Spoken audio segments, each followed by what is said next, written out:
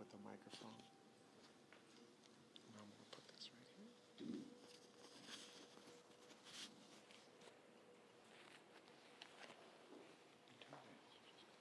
Okay, thank you. Hello, everybody. I still hear how that sounds. One of the most important disaster recovery programs in the nation, and it gives me the chills still. And I don't know how we've done it, but we've learned a lot and we've achieved a lot. Of course, there's lots of work still to be done, but thank you for inviting me here, and thank you all for being interested in the recovery of Puerto Rico. I hope to see you around soon. I saw other people here, and I'm so glad that you're still interested and still working with us, with the Department of Housing and Puerto Rico's government in achieving Puerto Rico's recovery. So. If I just ran out, I'll come here. No worries.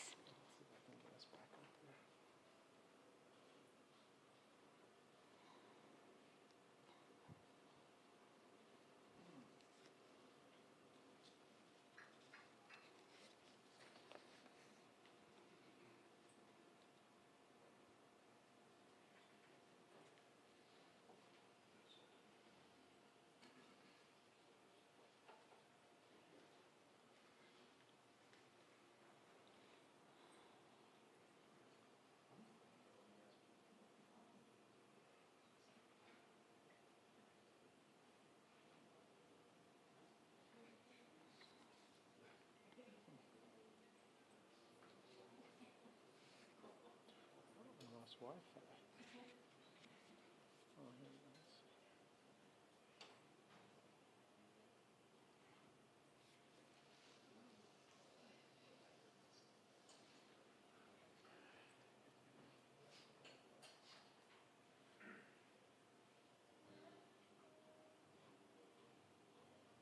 There you go. All right, we're back.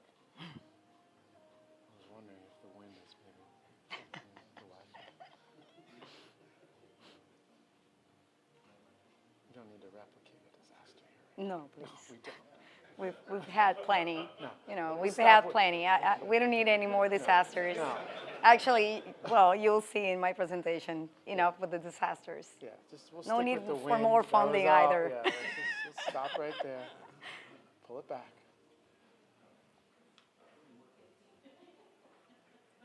Okay, we're back.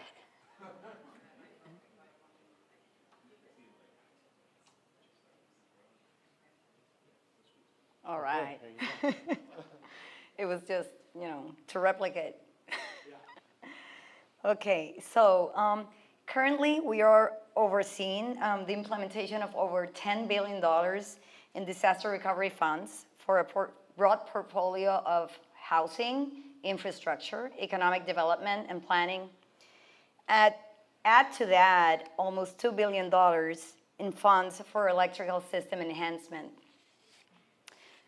Also, over $8 billion in long-term forward-thinking mitigation efforts. And last but not least, over $220 million recently awarded for earthquake recovery. We have a once-in-a-lifetime opportunity to redefine the future of Puerto Rico, and it is happening now. So as you see, we have had enough disasters in Puerto Rico, but fortunately we have enough funds to take care of it. So what is our biggest challenge? We have so many important things to do and so many challenges. That is why each of us here today, representing communities, the civic sector, and the private sector, plays such a vital role in the rethinking on how our infrastructure should be rebuilt. For many years, we have built single-use improvements and held tight to traditional brick-and-mortar approach to construction. What do I mean by this? I mean the hardscaping of highways, housing developments, and other improvements with an over-reliance on engineering ourselves past nature. We have not maximized our opportunities for natural habitat restoration, dual-purpose improvements, or floodplain management. instead of living with water by creating greenways, rethinking our development in the floodplain, or installing permeable surfaces, such as parks that are designed to flood in heavy rain events, we have held fast to outdated models that frame each of our investments as standalone improvements.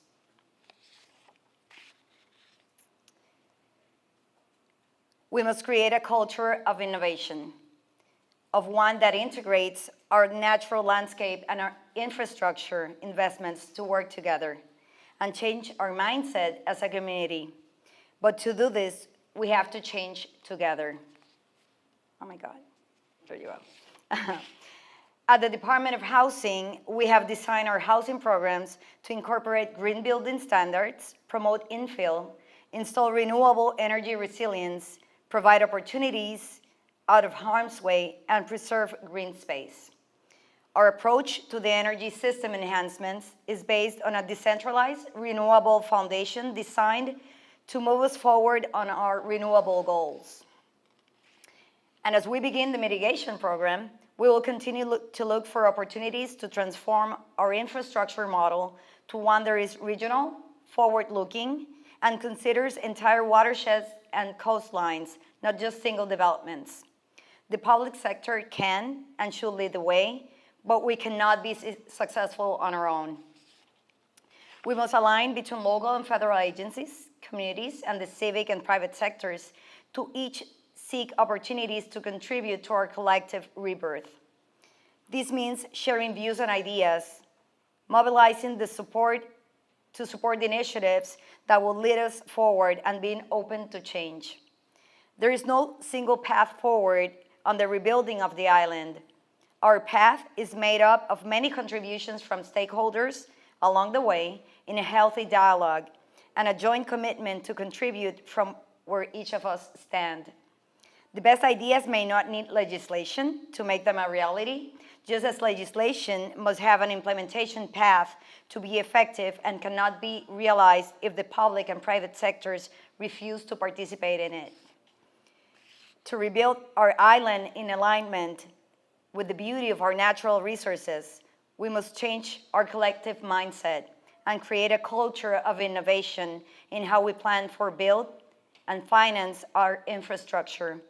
Our quality of life depends on it, and I'm really thankful to be here today. I know that what I just said is exactly the purpose of the summit, so I congratulate you on this initiative, and you can count on us. Thank you very much.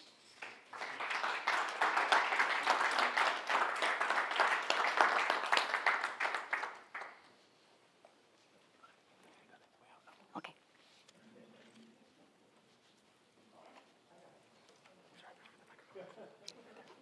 Now, if I lose the computer connection, you know it was my fault for moving the microphone. Excellent. Is she? Oh, thank you. By the way, this is Will Sullivan. He's been working with me since 2014. We started in Chicago together, and I made a commitment when I started doing this that if I was going to support leaders to do something different, I wanted to make sure I captured their courage and commitment to speak and collaborate. So Will has come with me across cities all over the U.S., Caribbean, etc., just filming what this type of stakeholder engagement looks like. So I encourage you to look for the beautiful photos that he will make available from this, and also the video summaries we'll do from these events as well. All right, next, I'm going to invite Marcel Castro-Sitiriche to come up. He has an incredible challenge before him to present to you a very important set of data across 18 slides in 8 minutes or less. Because the other speakers are going to know that you've done this, and they're going to say to me, how did you let him get away with having more than 5 slides? So now I'm going to call you out before you start, so there's a little pressure on you. But the good news is that I've heard from so many sources that your study and work has been instrumental on resilience in terms of formulating strategic planning on the island. So it's really wonderful that I can invite you forward to give your perspective on critical obstacles regarding equity, resilience, and critical infrastructure. So Marcel, welcome.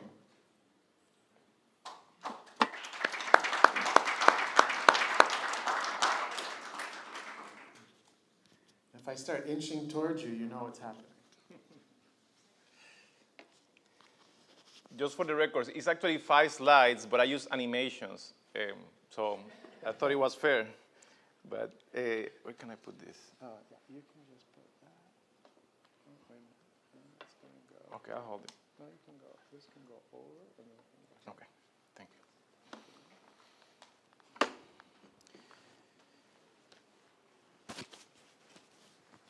How many minutes? You said 18? 18. Yes, thank you. Buenas tardes.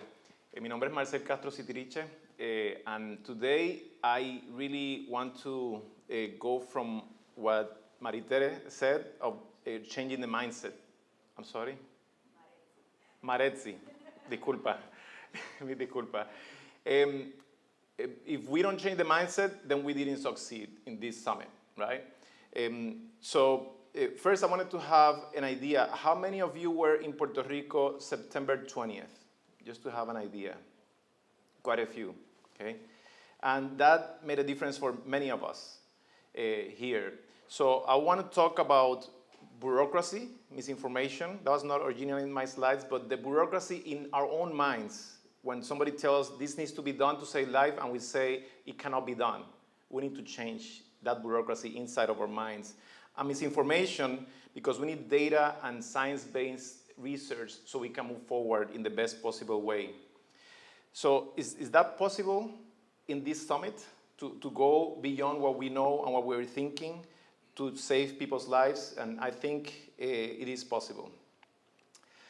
Earlier it was said something about Super Hurricane Sandy. I don't see David right now, but it was mentioned.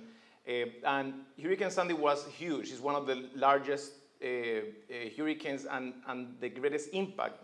If you look at the blackout, it was number 3rd in terms of size of the blackout, considering customers' hours of lost electricity service. 11 million people were affected. However, I want to look at something else. Here you see Sandy, Georges, Maria for all people, and then Maria for the last 200,000 customers that were reconnected to the grid.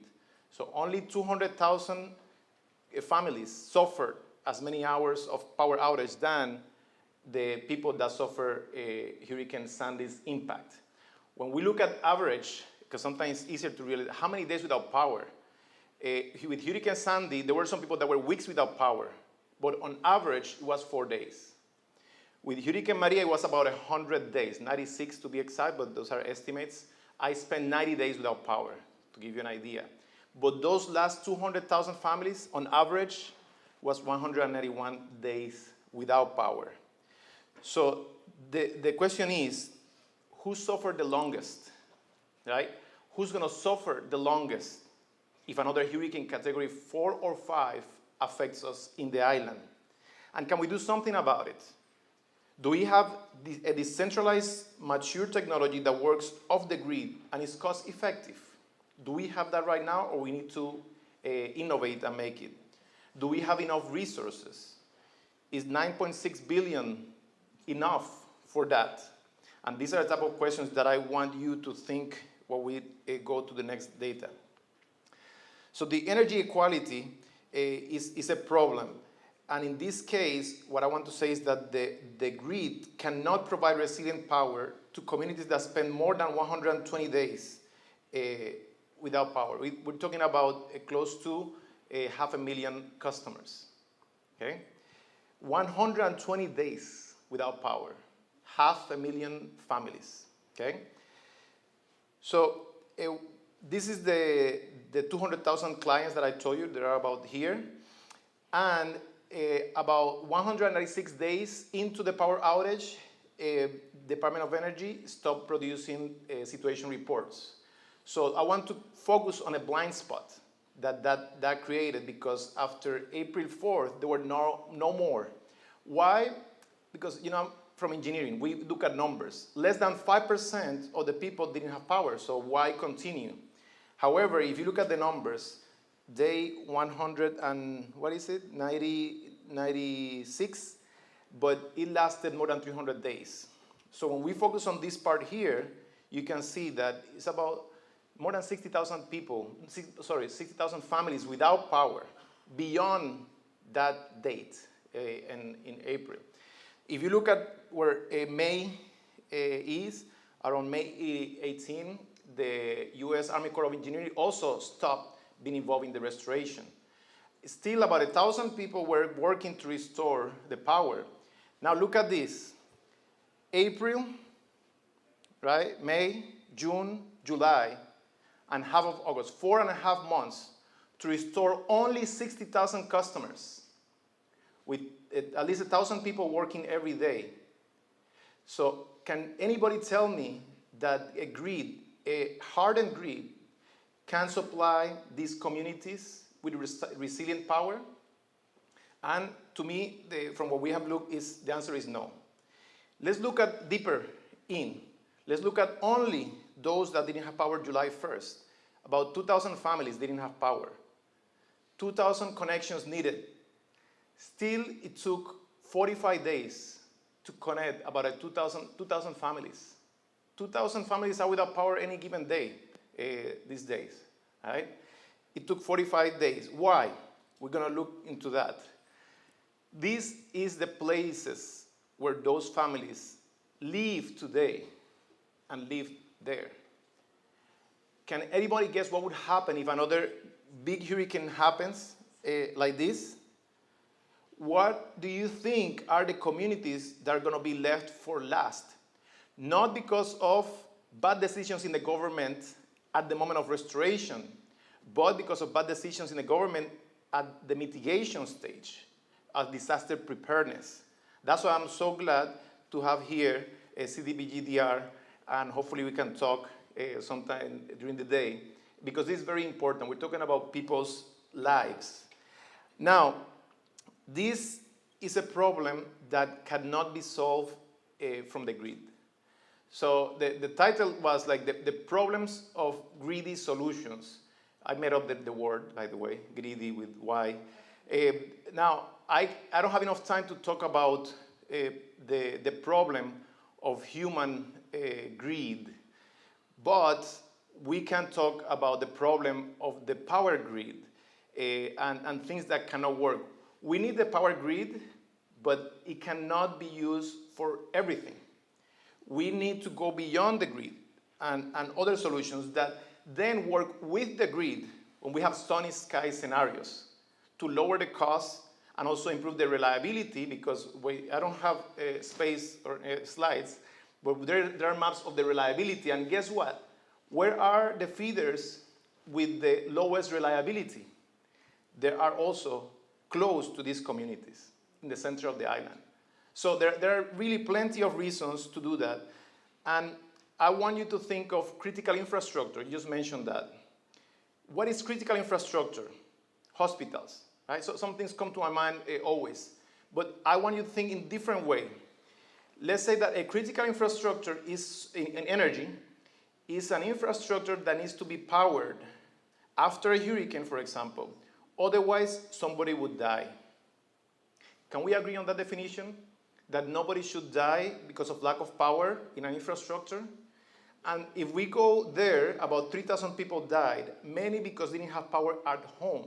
So we need to add maybe hundreds of thousands of homes as critical infrastructure, and we need to give priority to those. The first time I said this was in 2018. And I hope I don't have to repeat it for 4 more years, because now we have at the table a set of people that perhaps can help change things in less than 4 years. So to finalize, this is a map of people that spend more than 150 days without power. You see that it's spread out more, but still highly concentrated in the center of the island. And solutions. I'll give you just 2 examples and then I close. After Hurricane Maria, a group of professors with community leaders worked on a very small project, perhaps the smallest project I have worked on, and perhaps the one that I'm proud the most. It was a 1,000 watts PV system. You can see at the bottom one of them.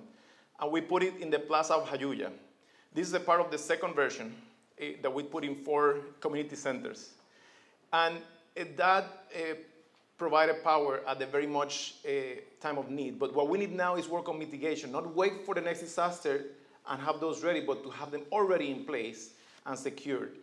And in terms of massification, I'm part of the board of Barrio Eléctrico, which we're trying to work with industry and also with the NGOs and private industry collaboration with government to provide people option, affordable option to have solar power in their houses before the next hurricane strikes. So to end, and I thought I was very obedient with the slides. I even put this here to end as requested. What is the most important challenge, the most important obstacle that we're facing? Perhaps it's not necessarily fossil fuel industry. Now maybe it's utility scale solar that is based on the grid, that we might need that, but first we need rooftop solar to be put in place to save thousands of lives. And then when we have that in place, then people say, okay, what is next? Utility scale solar, electric vehicles, which we need to transition to that, something that we are actually working in the university. So I would say that the greedy solutions to an inherently decentralized problem is the main thing that we need to overcome. And then I want to acknowledge, this research has been sponsored by the Department of Energy. The Department of Energy has done good things, and there is a particular index of social burden developed in Sandia National Lab, and it's important to state that it's a good research, but it's not enough to get to the homes. It's good for the microgrids, some microgrids, but not to get to the homes, which we need to get there. Gracias, y espero seguir la conversación.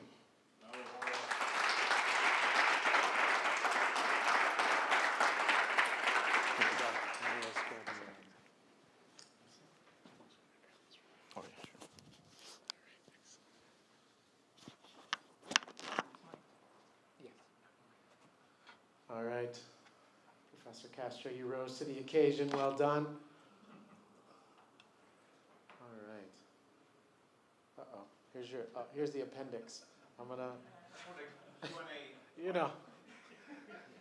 slides 18 through 55. But we have that for discussion here. You can see why I was a little nervous. But that's good. I want to just, though, before I go, because, by the way, these slides will be made available to everyone. All the slides from all these days will be made available to you all. Just to make sure you'll get a communication from us at the end of our summit with access to all the slides. We want to make sure the Slido information with all that voting information is available to you as well. And you'll also get a link to the podcasts that will do of all the obstacle statements. But I see this point that you bring here exactly. I was wondering this. Well, what would be the amount of distributed residential solar that you see as necessary? So you're saying about 25%? No, actually, this is about the size. That what I'm saying is most homes need a small system. Oh, a small system. Got it. Yeah, I understood. I'll say 500,000. We need definitely 500,000. 500,000. Okay, which would save, if you modeled Maria with 500,000 systems, how many lives would have been saved? Well, I think that, just say quickly. Yeah, come on. That's great. I'll say from here that we should not allow ourselves to lose more than 100 lives after a major hurricane like Maria strikes. We need to do everything so we are ready that even a hurricane like that, so it should not be more than 100 lives. So I said 2,900 lives saved. It was about 3,000. And it's not only energy, it's also water, it's other things. But energy is a major thing. Thank you. Yeah. All right. All right, next I'm going to invite to the podium here is Michael Grimm. Michael is a senior investment officer. He's a contractor with the Loans Program Office for the U.S. Department of Energy. It's great to have your perspective here. Michael, I want to bring you up. Welcome. Please in the come on up.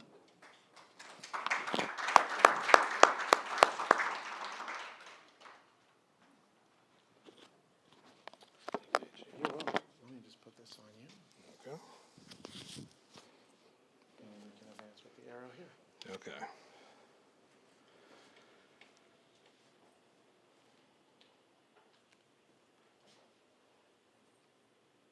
Before I get into the slides, can I just get a show of hands for how many people here live in Puerto Rico? Okay. So I live in Puerto Rico now too, and I've been coming here for about 3 years, kind of post Maria. My background, as HG said, I'm with Department of Energy. I've worked on about $30 billion of power projects around the world and infrastructure projects around the world. And I focus, I've been an advisor to national governments. I've been, a banker financing these projects. And post Maria, I really saw an opportunity to provide some help where I might be able to make a contribution to help people who are my fellow US citizens. So while I grew up on the mainland, for the last 3 years, Puerto Rico has been very, very important to me. And now, thankfully, I'm living here full time. So I look forward to working with all of you to try and make this energy transition happen. But we're talking about resilience here. To me, that word epitomizes the people of Puerto Rico. You have been through so much with Hurricane Maria, with the earthquake that happened recently. And people have pulled together in a way that just doesn't happen on the mainland to help each other, to try and rebuild if there were people in need.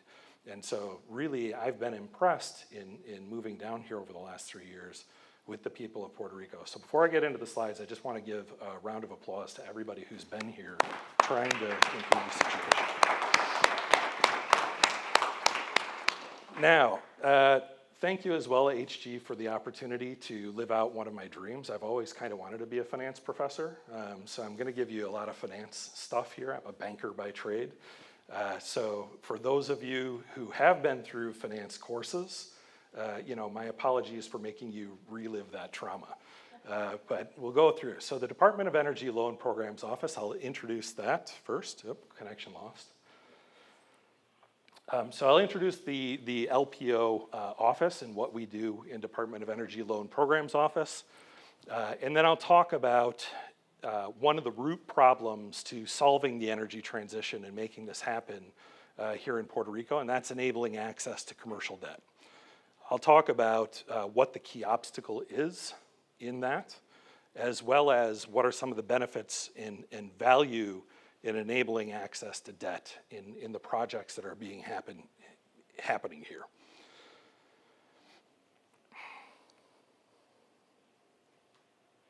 Yeah, there we go. You got it? Yep, thank you. Okay, so really quickly about the Loan Programs Office, you can think about the Department of Energy Loan Programs Office as a commercial bank that sits within the Department of Energy. So we provide loans and loan guarantees to projects that will help lower the carbon footprint of American electricity.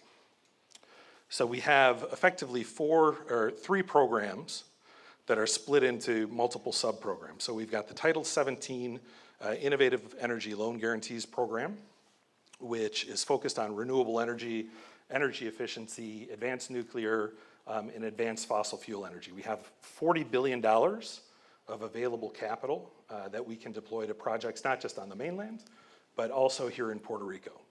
And there's no allocation of a certain amount needs to go here or there. All of this money is available everywhere in the United States and the territories. If you look at the breakdown of the Title 17, we've got about $4.5 billion available in renewable energy, $10.9 billion in advanced nuclear, $8.5 billion in advanced fossil. Then we have the ATVM program, which is the Advanced Technology Vehicles Manufacturing Program, which is focused not just on electric vehicles, but also on the supply chain for electric vehicles. So you can access this money if you have advanced battery manufacturing that you want to look at, if you're looking at supplying component parts or raw materials that can be used in electric vehicles. That's what that program is there. It's not just EVs, but all of the stuff that goes into EVs and supports EVs. So there's $17.7 billion available there. And then there's the Tribal Energy Loan Guarantee Program, which is focused on tribal energy projects. Now, in order to be eligible for most of these funds, you need two things. One, you need some kind of innovative technology. That's not a requirement for the Tribal Energy Loan Program, but for all of the other ones, you have to have some kind of innovation. And it can be the software, it can be innovative racking for solar, it can be a new battery chemistry, it can be a new process, so on and so forth. So as long as you have some kind of innovation, then you meet the technical eligibility criteria. The second major criteria is having what's called a quote-unquote reasonable prospect of repayment. And that's what I'm going to focus on for the second part of my slides. So in order to enable access to debt, you know, banks and bankers, and forgive me, I'm a banker, but we're pretty standard in our approach and in how we view things, right? So the first thing we look at to establish reasonable prospect of payment are what's called the 5 C's of credit. So we look at the character of the borrower, the capacity, the collateral, capital, and conditions. Right? If you want more information on this, you can follow that link. And a lot of our projects get done on a project finance basis, particularly when it comes to power projects. So these are utility scale projects. And project finance also has best practices that are well established. This is from the World Bank. There's lots of guidance if you want to read up on project finance and how it works. It's way too much to go into. I'd need like 3 weeks to go into all the details, so we'll skip all of that. But in a nutshell, what you need is a bankable structure that's in place. And so getting a bankable structure in place in Puerto Rico has challenges, right?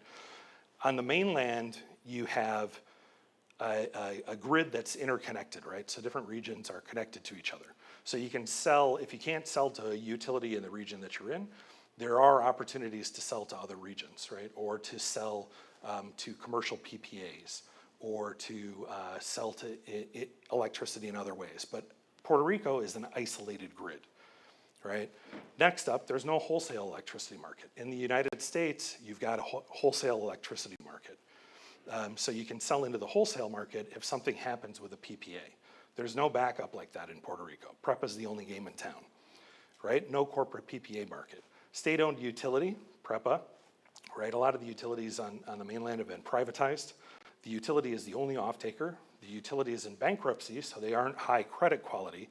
So the reasonable prospect of repayment comes into question. And the government itself recently emerged from bankruptcy, so congratulations on that. But so the models that work on the mainland for financing power projects don't really apply to Puerto Rico, because Puerto Rico is very unique in terms of these aspects. So you have to look for models that work around the world, right, that have successfully helped raise commercial debt if you want to get access to debt. And I'll tell you why you want to do that in a bit. And so global best practice in markets facing similar challenges, low credit quality off-taker, only one off-taker, isolated grid, all of these things, the model that's worked in dozens of nations around the world, right? Lots of countries have adopted this model, and I've worked on power projects in those countries, and I've seen it be successful in raising commercial debt, is to have a clear undertaking by the utility to honor PPOA, termination payment provisions in the PPOA, a government guarantee or concession agreement backing up the payment obligations of the utility, a direct agreement between the host government and the PRI provider. In this case, the only 2 organizations or entities on the planet that can provide loan guarantees are Department of Energy and USDA, right? So we have to be able to have some kind of an agreement with Puerto Rico such that we are a little bit protected if something doesn't, if PREPA doesn't pay effectively. You also need truly independent arbitration provisions. You need use of a widely accepted governing law, lockbox for payments, appropriate force majeure provisions and extensions, and a fair risk allocation. So that's not the only way to get projects financed in the world, right? That's not the only model, but that's the best model, and it's worked. If you want to reinvent the wheel, it takes a really long time. You can implement a model like this in about 6 months, maximum, right? And enable access to commercial debt, right? And why would you want to do that? Well, here we go, the finance portion, right? Here's the weighted average cost of capital formula. I won't go into it. But basically, if you finance a project with 100% equity, assuming the cost of equity is the same, the cost of debt is the same, and the tax rate is the same, these are not indicative numbers for any project out there in particular. This is just an example. But your weighted average cost of capital is 14% if you're doing it with 100% equity. If you have 80% debt, we can lend up to 80% of the capital costs for projects, right? So we can put 80% of the money that's needed to build a project into the project. If we do that at a cost of debt of 6%, your weighted average cost of capital gets cut in half. So what does that mean to the people of Puerto Rico and to PREPA? Well, without debt, your tariff, let's say it comes out at 12 cents a kilowatt hour, right? If you have debt, and we're just talking about a 10-year amortization here, we can go out to 30 years, right? So even just conservatively assuming a 10-year amortization on the debt, you immediately drop the tariff by 20%. Now, if you do a 20-year tenor and you get more competition, you can easily cut the cost of electricity by 50%. Think about that. The people of Puerto Rico could be paying less than half for their electricity than what they're paying now, if you were to get these things moving. So you can keep PREPA solvent, and you can lower the cost of electricity for the people of Puerto Rico while transitioning to 100% renewable energy. I mean, does that sound good? Anybody like that idea? Lower electricity bills, yeah, and renewable? Okay, so let's look at the cost of electricity in Puerto Rico. It's somewhere around 20 cents a kilowatt hour, 23 cents a kilowatt hour. The last price in late 2020 for a utility scale solar project in Puerto Rico, 1.3 cents per kilowatt hour, because they have a bankable structure in place. This is Portugal, sorry, Portugal. Right? So if you're actually looking, you know, Hawaii's got 29 cents, Puerto Rico is right up there at about 20 cents, and this is kind of older data, right? So why are the people of Puerto Rico, like this is part of what drew me to Puerto Rico. It's like, why are people paying so much for electricity? Why do we have this outdated electricity system? What can we do to improve things? And if you look at what the potential is out there, you look at the levelized cost of electricity for the various generation types, sure. Solar PV rooftop residential, that top bar is still a little expensive, somewhere between 14.7 to 22 cents per kilowatt hour, right? But if you look at the utility scale solar PV, right, it's down at 3 cents to 4 cents a kilowatt hour on average, right? You look at wind, 2.6 cents to about 3 cents per kilowatt hour on average, right? The levelized cost of electricity for renewables is so cheap right now. There's great renewable energy resource here. We just have to tap it, and we have to work together to do it. So in my opinion, regarding critical infrastructure development in Puerto Rico to achieve clean energy, equity, and resilience goals, a critical obstacle that must be collaboratively overcome is to implement a bankable project structure to enable access to commercial debt for utility scale renewable energy projects to increase competition and lower the cost of electricity.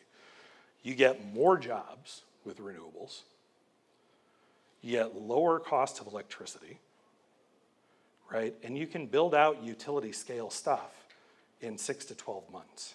It's gonna take you years to build out rooftop solar. You can deploy these solutions very, very quickly, right? And you provide a lot of jobs in the process, and you're going to need a lot of utility scale energy in order to do that. We can solve this problem in just the space of a few months. And I look forward to working with all of you to make it happen. Thank you.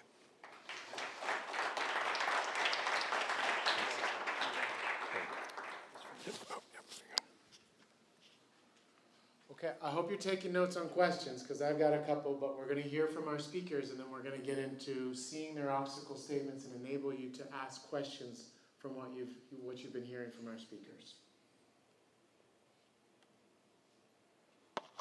All right, next up, we're going to have Dr. Alex Nassif.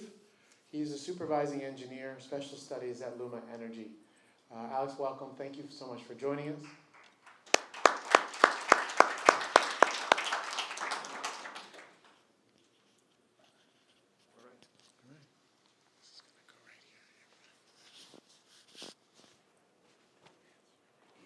All right, thank you. And first of all, I apologize that on behalf of Shay that she couldn't come. This is not a bait and switch by any means.